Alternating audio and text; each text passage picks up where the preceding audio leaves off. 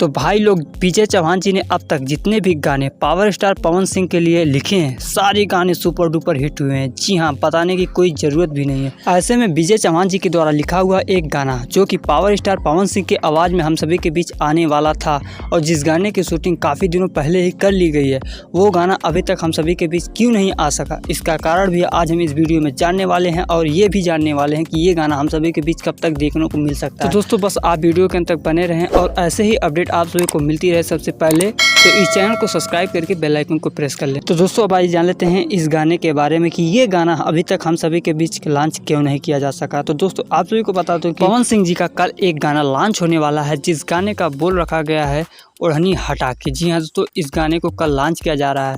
दोस्तों आप सभी को बता देना चाहता हूँ कि इस गाने की जब शूटिंग की गई थी तो इस गाने के वीडियो में पवन सिंह के साथ सौम्या पोखरेल नजर आने वाली, जिसके बाद इस गाने को दर्शकों ने काफ़ी ज़्यादा विरोध करना शुरू कर दिया। जी हाँ दोस्तों, काफ़ी ज़्यादा विरोध करने के बाद इस गाने को रीशूट किया गया। जी हाँ, जिसके बाद आप सभी को इस गाने के वीडियो में पावर स्टार पवन सिंह के साथ सौम्या पोखरेल जी की जगह सालू सिंह नजर आने वाली है। तो दोस्तों ये सब करने में काफ़ी लंबा प्रोसेस लगा, जिसकी वजह रही कि ये गाना अभी तक हम सभी के बीच देखने और सुनने को नहीं मिला।